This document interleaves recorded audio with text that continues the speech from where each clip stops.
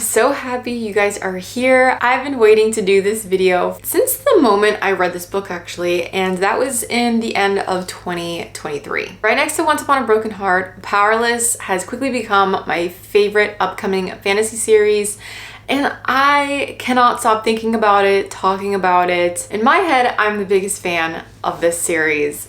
I don't know. I hope you guys are too. If you're here, you probably are.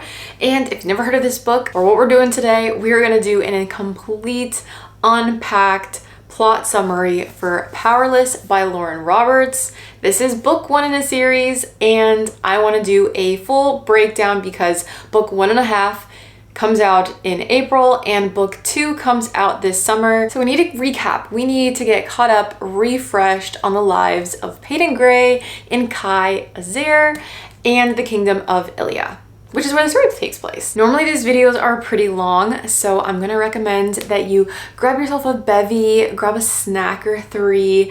I'm going to be drinking today a Poppy. This is strawberry lemon flavored. And yeah, if you haven't watched one of my plot summary videos before, I do have a complete plot summary series for the Once Upon a Broken Heart series. I will link it down below for books 1, 2, and 3. Let's go ahead and get into it. I'm gonna take you guys on over to my whiteboard and I will introduce you to my cast of characters. And before we get started, I did want to share with you guys my Powerless sweater that I made. And it says, I want to call you mine with a dagger and forget-me-not flowers. You will understand why that is later in the video, and I will have it linked in my storefront, so if you want to shop that or any of my other book merch, you can go ahead and do that in the Woven Word shop below. That is my own personal little book shop, so thank you so much for checking it out if you do. Yeah, without further ado, let's go ahead and get into this plot summary because it's a doozy. We've arrived at the whiteboard. I wanted to introduce everyone first before I put them on my handy dandy whiteboard, and I do have my mini spatula that I will use as a pointer. I will use as a microphone.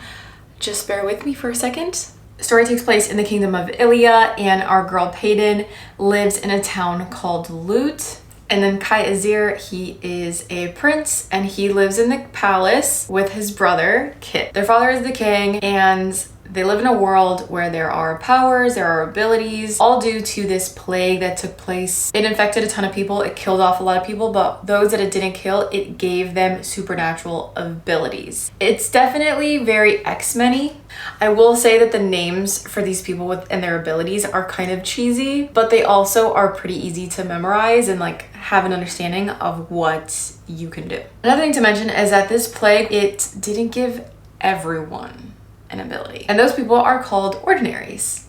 Now our fun little king, who I hope you will appreciate the person that I chose to portray our king, because if you watch Tudors, you know. But this king decided that the ordinaries were the cause for pretty much anything bad that would happen to the people who we call the elites, the people with the powers, and they need to be purged. They need to be wiped off the face of the earth.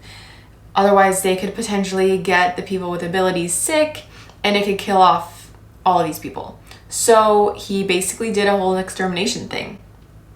It was the purge. It is illegal to be an ordinary, to have no powers. It's a crime punishable by death.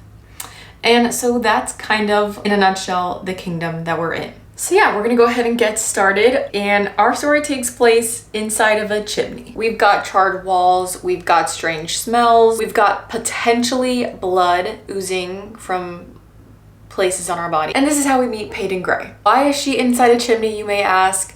Well, because it's a pretty good hiding place for a common thief, which is exactly what she is. Like I mentioned, she lives in a town called Lut in the kingdom of Ilya. It's a very poor part of town. This is where she lives, and she is a thief in order to survive. She's currently on the run from some imperial guards. They're basically the guardsmen of this kingdom. They're not really nice men, and so she's hiding from them for a couple of reasons. 1, because she's a thief and she probably stole something, but 2, because she is, as you may have guessed, an ordinary. So Peyton is completely powerless and she is living in plain sight, hence why we're inside a chimney right now. Now, I'm not going to get into every single nitty-gritty detail because this book is over 400 pages long, and also the text is incredibly tiny. So we're gonna speed this up as much as possible. Eventually, the guards leave because they can't find her, so she runs back to her house, or what you would, I feel like house is an overstatement and a severe compliment to what she's really living in, which is like a garbage dump with her and her friend Adina. And honestly, I really think I chose the most perfect person in my mind to play Adina for this book. So if the show is ever a show, we need this actress from Game of Thrones to play Adina. Now, these two girls rely on each other severely to survive. Adina is a seamstress. She sells stuff on the streets. And then, like I said, Peyton's a thief. So she steals what she can. Also important to mention, Adina is the only person in the world that knows who Peyton really is. And they protect each other. And I think that's really sweet. So they live in this hovel, essentially. They call it the fort. And they settle in for the night. It's the end of the day. Peyton goes onto her rooftop and she sees across the expanse of the town of Lut, the kingdom of Ilia, and from far, far away she can see the castle, which is where Prince Kai and Prince Kit live. Let me go and introduce you to these two boys. A fun fact about them is they like to fight a lot, particularly shirtless. Now, these two boys are extremely powerful, highly skilled elites. When we meet them, these two are sparring, they're fighting, they're training, and we get a first glimpse at powers in this book. So Kit has a dual power. He has the ability to manipulate fire and water. Kai can harness abilities from other people and use them as his own. So he's exceptionally powerful because he essentially can use any power as long as it's within reach of his senses. Now, during this chapter, we pretty much are told that Kai is a way better fighter than Kit, and that he also has to be stronger than Kit in order to protect the future king, because he is working his way to becoming the king's enforcer. As they're fighting, they get interrupted by this girl right here, whose name is Blair. So if I call her Regina on accident, bear with me. Now, her power is she's what's called a tele, and essentially it's like telekinesis. Honestly, I could also have done Magneto for this video, but I didn't want you to get confused with an old man versus a very, very beautiful woman. And she mentioned something very interesting, the upcoming purging trial, which I will explain later on, but she's very excited about it. She mentions that she expects to compete with Kai in the games and that she's going to win. We get cut off at the end of the chapter with the king calling upon Kai. So he goes off to do his thing and have a conversation with the king, but we go back now to Peyton's point of view. All right, I went ahead and added our characters to the board. So here we are, beautiful, lovely.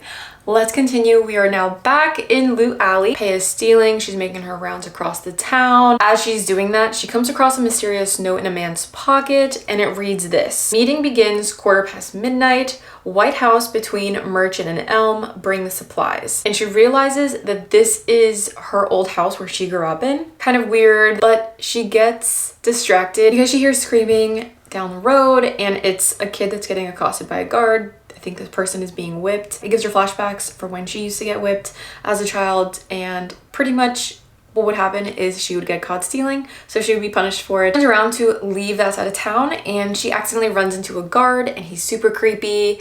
We don't like him. He's like staring her up and down. Why are you in a hurry? It's not a fun time. Like a typical Imperial guard, they're asking her, what's your power? She'll explain that she's a mundane, which is basically an elite. So it's basically someone with powers, but instead of an elite that's like a very powerful ability, a mundane is something that's pretty harmless, nothing really to write home about. And she claims that she is a psychic, which is a mundane ability. And he says, is that right? I've never met a psychic before. Go ahead and prove it to me. And so she does what her dad taught her to do. Be extremely observant, use that to your advantage. So that's basically what she does, is she takes in a matter of seconds, everything that she possibly can about somebody and uses it to kind of convince them that she's psychic. So quickly she's able to surmise that this man has a wife because he has a suntan, like a tan line where his ring finger should be. And she kind of just eggs on this guy because she's saying that she left you because it seems like you cheated on her and you want her back. And he's not having it, he goes ahead and punches her straight in the face. The ruse works and he's like, get out of my face, and he stomps away all angry. She keeps on walking and she sees a flyer out in the town, and it's announcing the 6th ever purging trials. And it says, remember the purging, thank the plague, honor your kingdom, your family, and yourself. You could be the next victorious elite. Essentially, this is in honor of the great purging that took place over 3 decades ago, which is what I mentioned earlier when they like killed off all of these ordinary people. It's like honoring that day. And she thinks to herself, well, it's a good thing that she's an ordinary. She doesn't have to worry about, you know, having to ever compete in these games, because really only elites compete. And it's kind of like a face-off of like who's stronger than the other. Reminds me a lot of gladiator games in a way. But yeah, now she continues her rounds. She's doing her thing. And she catches the eye of a very handsome man that's walking the street. He looks incredibly wealthy. She decides he would make a great target, so she's making her way through the town trying to find him, and she accidentally runs into him because I'm assuming they were on opposite sides of the street. So she tries to, you know, get through the crowd, weave through. She bumps into him, catches onto his shirt, looks up, and we get this fun little description of this guy. It says, my eyes finally meet his. It's like looking into a storm. His eyes are the color of thunderclouds settling over Iliad, of smoke puffing from the chimneys overhead, of the stolen silver coins clenched in my fist. His black long lashes are in total contrast with his steely gray eyes, now sweeping across my face. Shock raises his dark brows, tightens his sharp jaw, emphasizes his strong cheekbones. We stand there, staring at each other. And I just want to give a quick little shout out to this really, really good rendition, I think, of what Kai would look like. So we're gonna do a quick little shout out to the girl that drew this. Here is her TikTok handle, and I'll also leave it below if you wanna check out her designs. I think she has more that she does, but I absolutely love this. This was my favorite that I could find of Kai's hair. Good job, girl, good job. Now, the first thing that he says to her after they're done staring into each other's eyes, do you always fall into the arms of handsome strangers, or is this a new thing for you? And she replies, only the cocky ones. And so we begin this really good back and forth, which is probably one of my favorite things for the book, but I digress. She does what she does best, other than stealing, which is flirting. And so they flirt, she's distracting him, and she's able to grab quite a bit of coins from his pocket without him noticing. And she gets what she wants. She gets her coins, she gets a little flirtation, she gets to look at a handsome guy, what's not to like, and the chapter ends with her walking away. And now we go back in time a little bit into Kai's chapter. Now, remember what I said earlier, that Kai had gotten called on by his dad, the king, and we were right back there in the next chapter.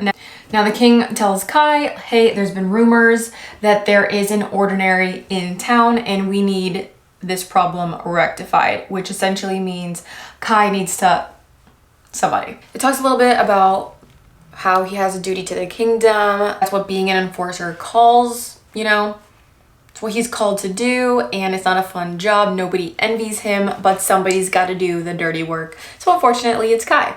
So he makes his way to this home where they suspect an ordinary is being hidden, and a man opens the door. It's a father, we have a wife, we have some kids, and they all seem to have abilities because, again, remember, Kai can sense abilities and use them as his own. As he's walking through the house, he notices a creak under the floorboards, and sure enough, there's a trap door, and in the trap door, there's a little girl.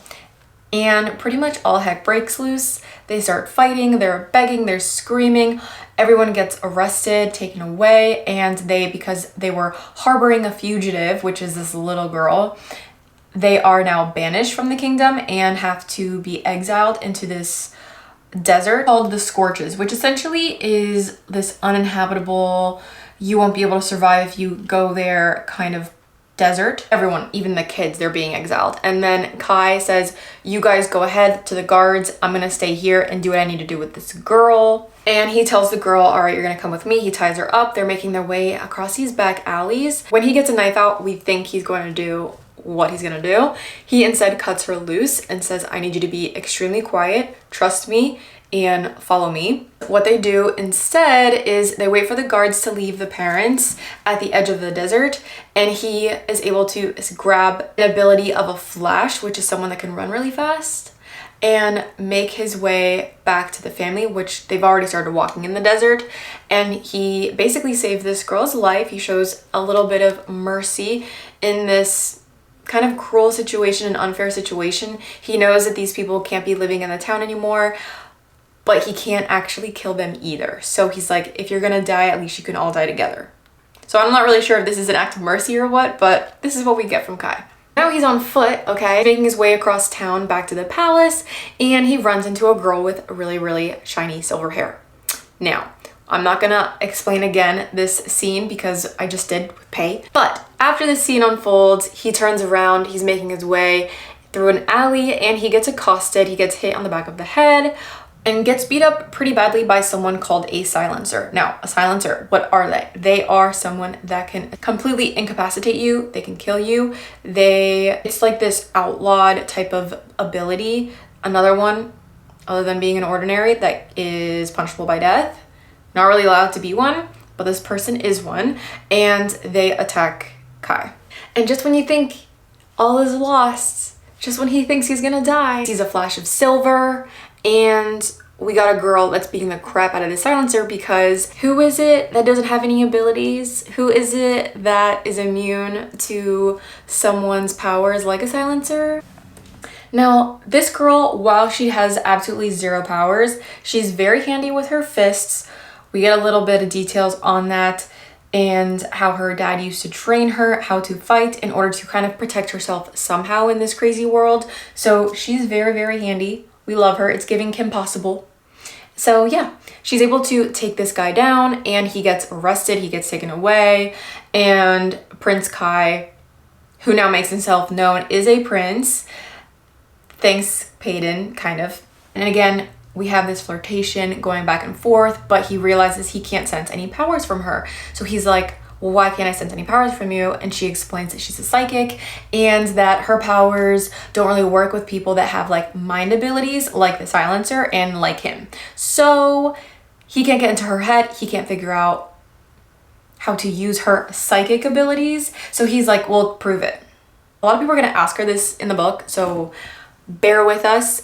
But she's able to figure out, again, through her observation, Sherlock Holmes skills, that he was just in the desert. She can tell that he looks guilty about something. She puts two and two together that he probably had to banish someone. He doesn't feel good about it. And he's like, oh crap, no one's supposed to know about that. So for now, he's impressed.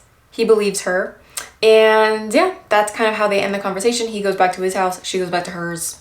Scene. Now the next day, the purging trials are officially announced, and we have a full list of who's going to be competing in the games. People are talking about it all over the streets, and the first thing that happens when Peyton wakes up in the morning and starts her rounds is she sees a poster and people are looking at her, and she sees her name at the bottom of the list. And she's just like, crap on a cracker. What are we gonna do here? What are we gonna do? So I'm gonna give you a quick rundown of the list of contestants. We have Kaya Zare, Andrea Voss, Jax Shields, Belair Archer, Ace Elway, Braxton Hale, Hera Colt, Sadie Knox, and Peyton Gray. Now, a lot of stuff happens pretty fast after this because Pei has to go to a palace, and 2 weeks leading up to the trials, all of the contestants and everyone, they have to live in the palace. They have to prep for what's about to happen. They need to train, they need to do interviews, get press attention, all of this stuff. And there's also a ball during the games. So yeah, it's a lot of fun stuff happening. And she needs to go sap. So these Imperial Guards, who's actually one of them is pretty nice. His name is Lenny. He takes her and a few other contestants that are from loot in this area of town to the palace. And one of the guys, his name is Ace. He's kind of a douche canoe. So yeah, he doesn't deserve a spot on my board, but his name is Ace and he's an illusionist, okay? So he can make you see whatever it is that he wants you to see. And then we have another girl who can disappear. And while she's doing that, on her way to the palace, Kai is in the prison dungeon place, torturing the silencer for information. It's just average days here in Ilya, you know? So we're at the palace. Peyton is absolutely shocked. She has not seen a bed in a hot minute. She has not seen a bathtub in 2 hot minutes. And she's kind of just taken aback because her room is just a million times nicer than she could have ever imagined. And this is where she's going to be living for the time being. And she feels really guilty because she left Adina at their garbage pile home. And this is where she's gonna be. So honestly, she does what any girl would do in her situation. She takes multiple baths. Like I said, there's also this really nice Imperial guard. His name is Lenny, and he's essentially her guard throughout the trials. He escorts her to her rooms, makes sure she's protected at all times. If she needs anything, just let him know. But they lock all the contestants up in their own rooms for a couple of days to kind of get settled in. So she's locked in her room. She's ready to go out. She's annoyed, and she hears a knock on the door. She gets out of her bathtub. She puts on her robe. She's soaking wet, and she expects it to be Lenny. But surprise, surprise, it's actually not Lenny. It is our very own Prince. She's like, what are you doing here? Why are you knocking on my door? And he's like, I make it my business to know all the pretty girls that save my brother. Now, we love Kit in here, okay? We love Kit in this space. He gives golden retriever energy, so I just thought it was only appropriate that we formally refer to him as this little guy because they're one and the same, all right? Two halves of the same coin, if you will. Now, the day goes on. We meet her handmaid. She's super nice, and they have to get dressed for dinner. They meet all the contestants. So yeah, she makes her way down. She gets down there. She meets everybody. And she also gets to see the king and the queen, who are there for dinner as well. It's kind of awkward. People don't really know each other. They're very tense. Blair meets Peyton, and she's a hot mess. Kai does his flirtatious thing. And then the king also introduces himself to Peyton and makes known that I knew your dad. He was a healer, and he would come to the palace during, sick times and help heal people in my royal court. And Peyton absolutely hates this man. And we don't really know why yet. We just know that she's giving him serious stink eye. Now, dinner rolls around, they're done eating, and they're all gonna go back with their guards to their rooms. But Kai stops Lenny and is like, I'll take her from here. And he escorts her to her rooms because, of course, their rooms are next to each other. Why wouldn't they be, And she's like not having it. She is very testy with him. She doesn't trust him. Why would she? So they're flirting, but also they have their knives on each other. Make it make sense. But yeah, the next day we start training. Now, like I mentioned before, Peyton does not have any powers. She has to just use her fighting skills to her advantage. So she's training like crazy. And all the contestants can pretty much tell immediately she's a really, really good fighter, including the boys, Kit and Kai. Everyone's just staring at Peyton. But during this scene, because everyone's looking at Peyton, Blair also notices that everyone's looking at Peyton, and she's not having it. She doesn't like Peyton from the get-go, and so she uses her little powers to throw knives at Peyton, and Peyton gets cut in the ear. Honestly, it was between Regina George and Kate Sanders from Lizzie McGuire for me, but I just feel like Regina had more of this royal quality, if you know what I mean. So anyway, Peyton gets cut in the ear. Kai is annoyed, and so he's like, you're gonna get blood in your hair. Let me help you. And he braids her hair. Ladies, if he wanted to, he would. Moving right along though, the next day is interview day. The contestants all kind of sit down in this arena and answer questions for the press. But Prince Kit decides to escort Peyton because he's into her too. He's intrigued. So he escorts her to the dome, to the place where the trials usually take place. It's like this huge dome thing. And all the contestants are sitting down there waiting to meet with the interviewer. And there's a huge audience above, including the king, the queen, and the kid sitting right there. And Peyton is having a really hard time with Kit, even though he's super nice. He's giving puppy dog. His eyes are exactly like the king's, and she just can't not hate Kit for it. Like, she cannot look him in the eye directly. She's super just unnerved, and we don't know why. Now, during this interview process, they're asked a lot of questions, including what they hope to gain from the trials and to showcase their powers so everyone can see, what they're up against. Last to go up is Peyton, and when she goes up, she's able to do what she does best. And she basically tells the interviewer like, hey, I'm a psychic, and if you want me to prove it, just pick someone out from the crowd. And she does so well, they're just picking people one by one. And she's impressing everybody because apparently no one's really met a psychic before, so they're really intrigued. They don't know what she can really do. And yeah, so she's getting a lot of crowd favor, which is great for her. Now at the next dinner, Kai shows up. He's all bloody because torturing is just a really messy business. And his mom mentions to everyone that the ball is coming up and you need to have a date, you need to look your best. And both princes are looking at Peyton and they're just like, and honestly, Peyton just has it made. I mean, honestly, for real. 2 princes, 2.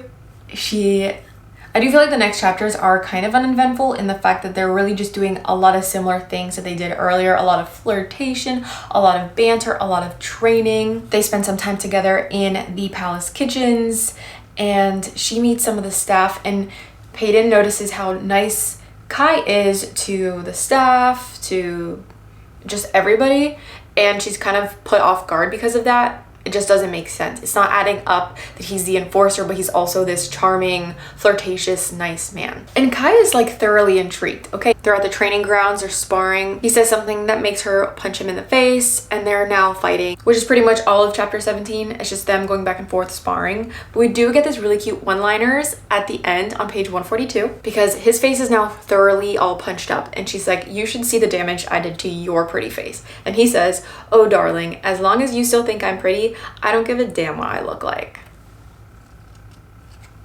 And she realizes that he went easy on her, so she's like, next time don't go easy on me, I want you to impress me. And as she walks away, the last line of the chapter, as Kai is looking at her, he thinks to himself, vicious little thing indeed.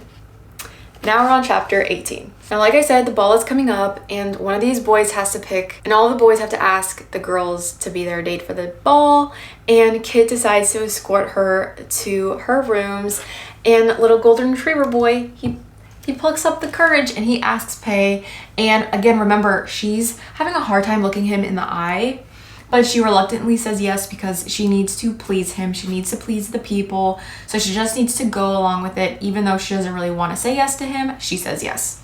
Now, chapter 19, I absolutely love, and I think it's every girl's dream, and that's being a princess and having to take dance lessons for your upcoming ball, which is kind of what happens because in the middle of the night, someone knocks on her door. It ends up being Kai, and he's like, if you're gonna be dancing with my brother, I need to make sure you're not breaking his toes and embarrassing the whole family. So I'm gonna teach you how to dance.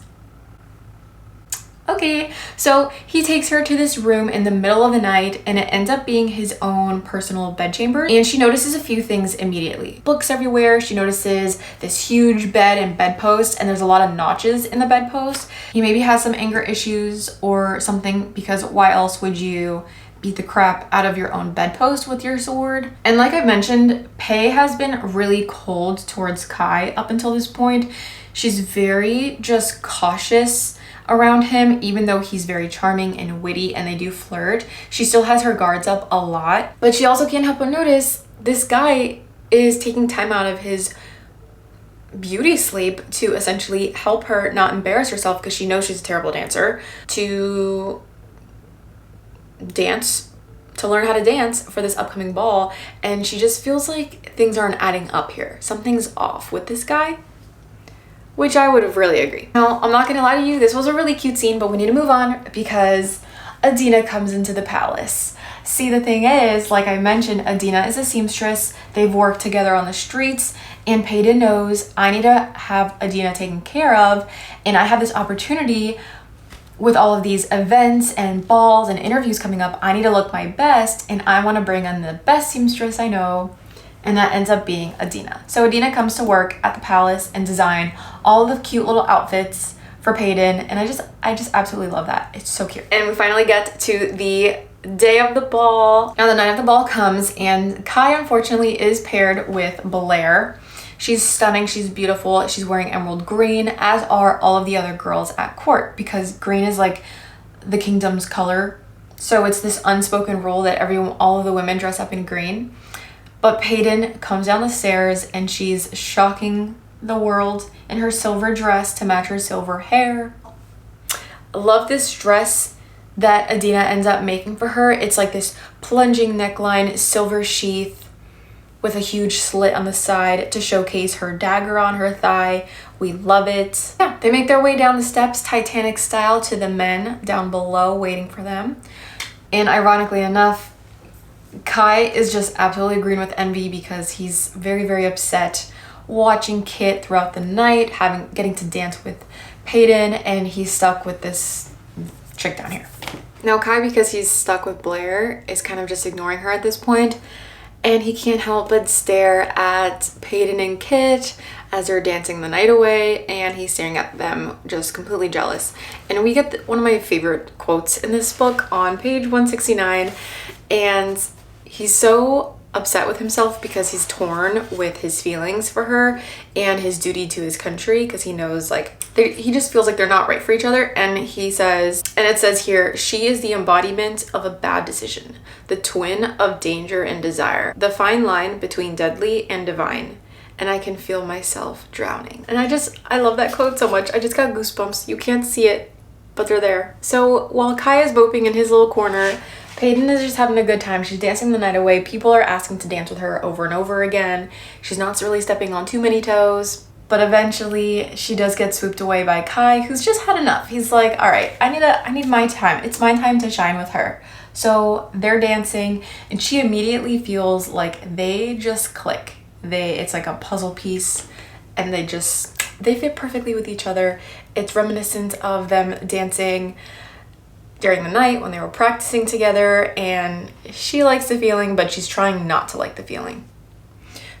While they're dancing, she notices something from the corner of her eye. She sees someone from Loot that's like dressed as a servant, and she thinks it's odd, but she doesn't think too much of it. A few minutes later, there's like this huge explosion. Everyone's going crazy. She wants to stay and fight. There's all these people that are fighting each other. There's like ordinaries in the room. There's elites in the room. They're fighting back and forth. And Kai's like, I need to get you guys to safety. This is my job. And she's like, no, I'm gonna fight. And he's not having it. So he puts her over his shoulder. He grabs Kai. He grabs the king. He grabs his mom. And he pushes them all into a room. And so they're just stuck in this room, this bunker, I guess, until the fight kind of blows over. And Kit is just so pissed because once again, he's out of the fight. He wants to be in the fight.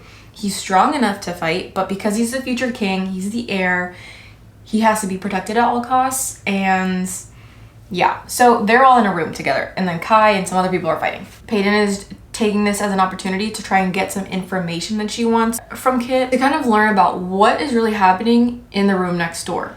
Like, obviously something's happening. There's talk of some resistance, and she doesn't know what that's about. And she puts her hands up on Kit's face to try and get sympathy, and she makes herself look at him in the eyes, and she's able to calm him down and is able to extract information. Resistance are a group of ordinaries that have been banding together for years, fighting against the king and the kingdom because of what was done to their kind. And she's like, how is there such a large group of ordinaries? How are they such a threat now? And he says, apparently there were a lot more ordinaries hiding in Ilia than they suspected after they were banished and executed.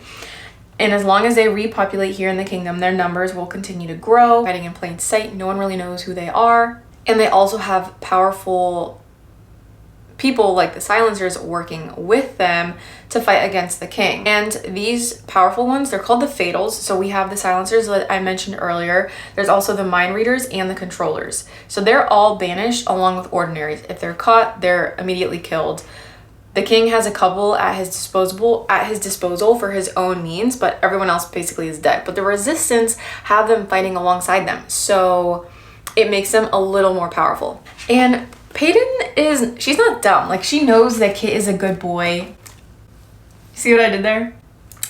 She knows he's a good guy. And so she's like, what do you think about all of this? Because these people get murdered just because of how they were born. What do you think of it? And he says, I think it's wrong, but I understand why they are doing it. If they are allowed to live, the elite race will slowly die. Who knows how many elites have already been infected by the ordinaries hiding among them. Apparently they think that ordinaries are diseased.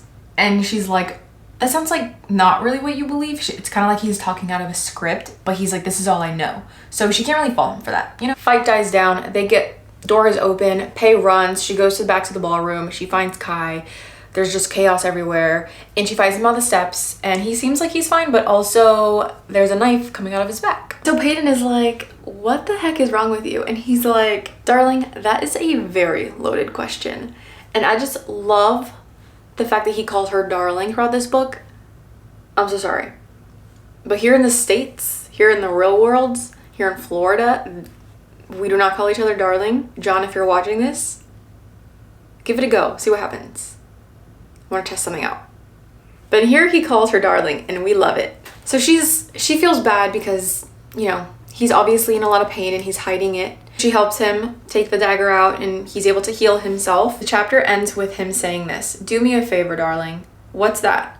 "Promise me you'll stay alive long enough to stab me in the back." I laugh loudly. "That's been my goal all along, Prince."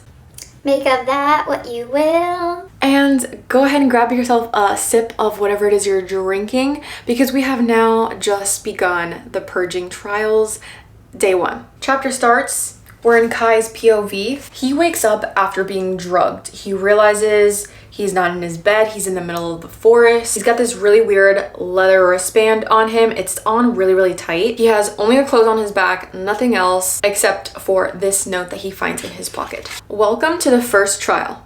In the whispers you will be.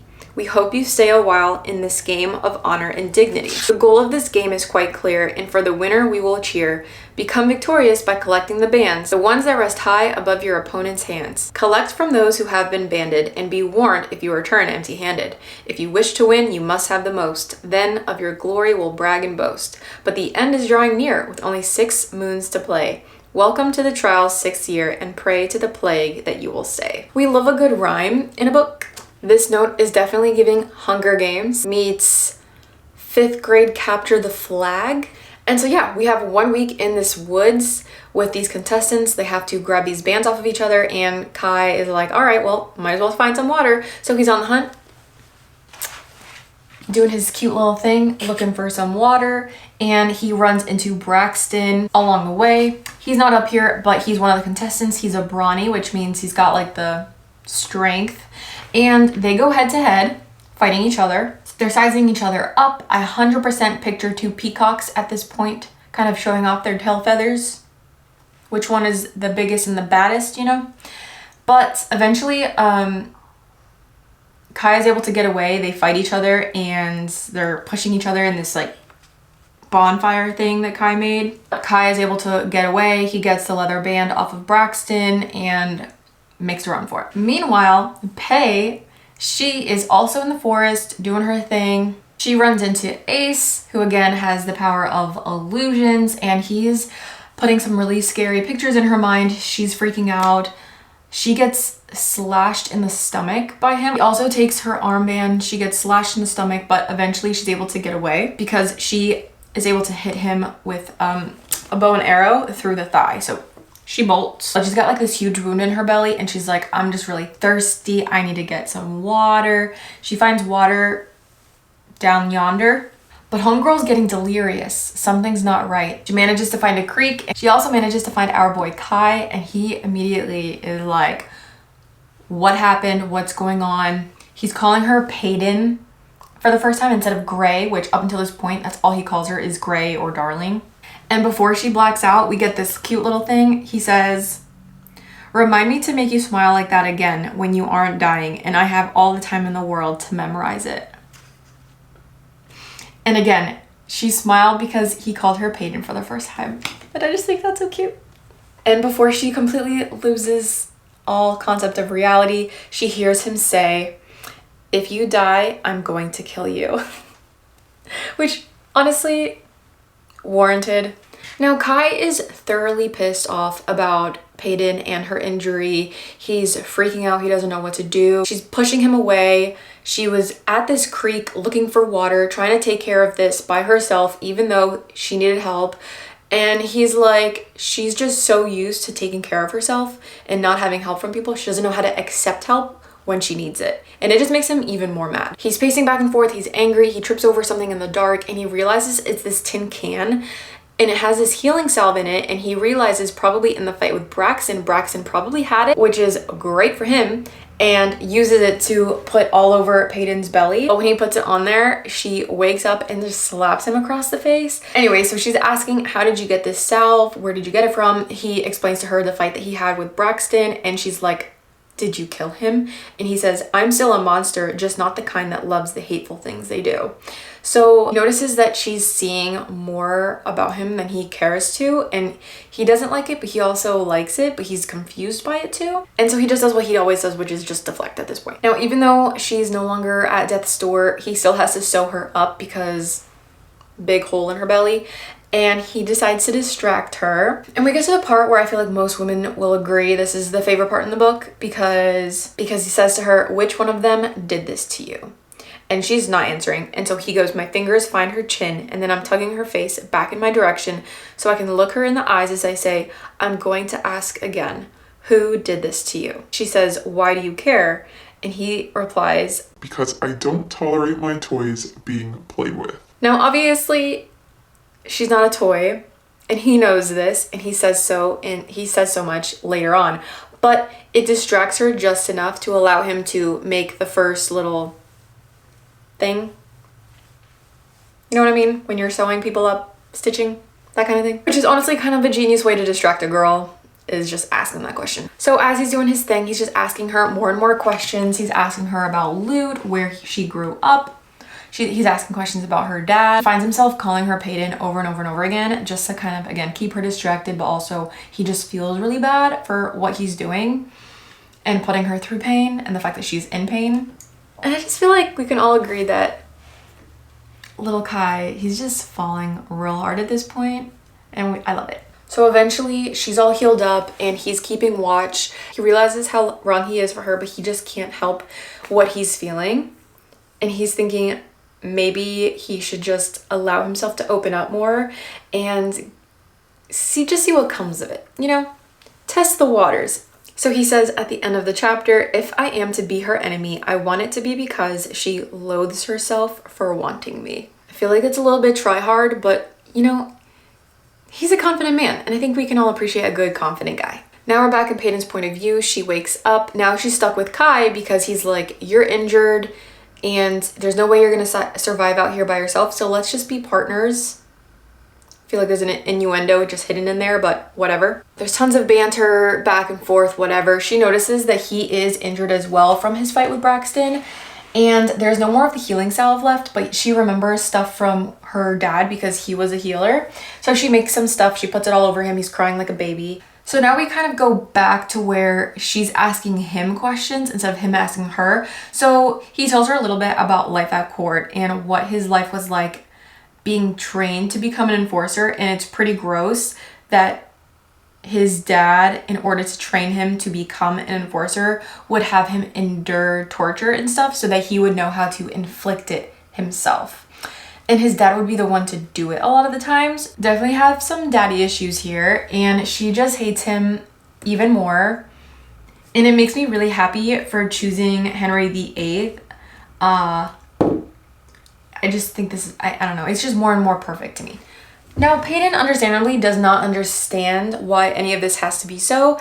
And he's like, I have to do what I do because I could never have Kit do this. Kit will become king and I will be his killer, because he just wants to spare Kit from ever having to deal with the crap that he deals with on the reg. And I love him for that. He's such a sweet man.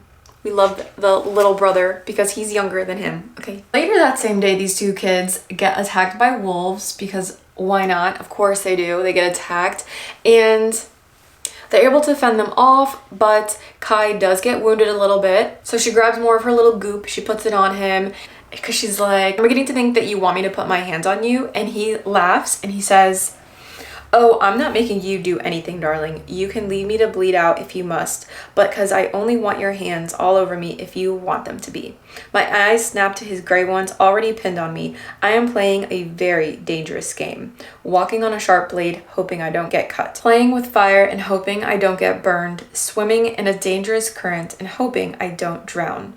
He is dangerous, and even with that one thought echoing in my mind, I hold his gaze and put my hands on him. So now she knows what she's doing, he knows what she's doing, and they're just walking the tightrope at this point, and I just can't. Now, it has been 3 days. There's still no sign of any other people, and they're bored. They're extremely bored. And he's like, let's dance. Because why not? And I don't know why, but there's something about dancing without any music that makes it even more romantic than dancing with music. And I stand by that. So they're chatting, we get back and forth. She's like, all right, well, what's your favorite color? And he says, I spin her if only to give myself some time to think. I'd never thought about what my favorite color was before. It never seemed important. Not until I looked into a pair of ocean blue eyes and realized that perhaps drowning was a beautiful thing. Not until I looked into a pair of fiery blue eyes and realized that perhaps burning was a painless thing. Not until I looked into a pair of sky blue eyes and realized that perhaps falling was a peaceful thing. Blue, I say. Now we're gonna have a shameless plug here because I do have a journal that I just put out on Amazon. I will link it down below in case you're interested. It does have that little quote on the cover of the notebook, and I kind of am obsessed with it, so check it out if you want. But anyway, back to the story. We are unfortunately interrupted from this really cute moment by Sadie, who is one of the contestants. She's like Blair's bestie. Not sure how much we can trust her as a human, but anyway, she's like, you have something that I want. You could either give it away nicely or I'm gonna take it from you. Because again, this is like capture the flag, but with the leather straps on their arms. And Sadie's powers, because I haven't mentioned that before, is she can multiply herself over and over and over again. So she can be just everywhere. But she also trained herself to be a really strong fighter. So she can punch and hurt you with all of the versions of herself, not just her main version of herself. And they quickly get overpowered. Peyton is now on the floor. She's over top of her and she's like, I'm sorry, I really don't want to do this, but I have to, which I'm not really sure what that's all about. But she grabs a knife in, like she's gonna stab Peyton through the chest. And before she, plunges her in the heart, a sword goes through her chest because Kai once again saves the day, which is honestly kind of sad because I feel like Sadie could have potentially been a nice character, a redeemable character from being friends with this girl. But yeah, she dies and Peyton's freaking out. Kai is like, all right, you stay here, you calm down, I'm gonna take care of this. And he really, even though he murdered her, carries her off, he buries her, he digs a grave for her, and then he puts flowers on top. And Peyton's able to notice from like the pollen and stuff in his fingers and on his hands. And anyways, it's a sweet moment. We like that. And it just makes her appreciate Kai a little bit more because again, he's a monster kind of, but is he really? We've had a long day of fighting and trauma and they're both really tired. She's still in shock. And so he's like, well, let me just hold you through the night. And she concedes. She's like, all right, we're just gonna let this happen. I don't know what's happening, but it's been a long day of dancing. It's been a long day of killing. And you know what? Sometimes you just need to spoon. This chapter definitely shows that Peyton is starting to get in her feelings, which, I mean, honestly, it's about time. But now we're towards the end of the first trial. All of the contestants have to make their way out to the edge of the forest.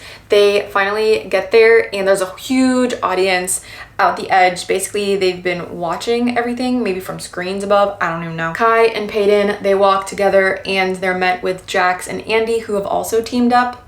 But they're at the end of the games. No one's really announced the ends, but people are really hyped up, okay? The contestants are just like feral. So they start fighting like for their last bid to get these leather straps off of each other to declare a winner. And someone starts fighting each other. It just goes crazy. Now Kai immediately finds Ace and he's just like, I need to go get you because you hurt my girl Peyton and we can't have this. So they're fighting back and forth. Jax, who is one of the contestants, but he's also the younger, like, adopted brother of these two boys. So he's really close to them and he is a blink. So he can go from one place to another in a blink. And he sees Kai fighting Ace and he's like, oh my gosh, I need to help you.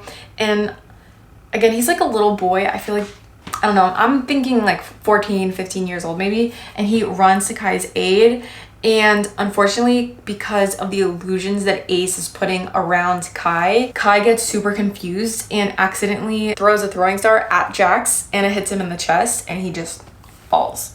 Kai is just absolutely a mess. He does not know what he did. He's freaking out. He runs and Jax is just bleeding everywhere. He quickly goes into motion, like doesn't even think about it. He picks up Jax and he's run straight to the audience because he's assuming someone in the audience is bound to be a healer, and if he can just harness those powers, he can heal Jax in time. And fortunately he's able to save Jax, and the chapter ends with the sound of the beating drum startles us both, Jax and Kai. We turn toward the crowd, not too far from us. They're cheering, applauding, stomping their feet in celebration.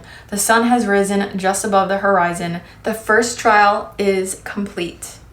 Guys, I'm exhausted. It is 10 o'clock at night now. We gotta go to bed. It's been a lot of talking and we're only half of the way through book 1. I will have part 2 of the plot summary available at the end of this week, so stay tuned for that. I promise it will come out soon. We are about halfway through this book and a lot of crap is about to hit the fan. Wherever you're watching, I hope you have a wonderful night, and until next time, I will see you in my next video, which will probably be the rest of this plot summary. Mwah. Bye!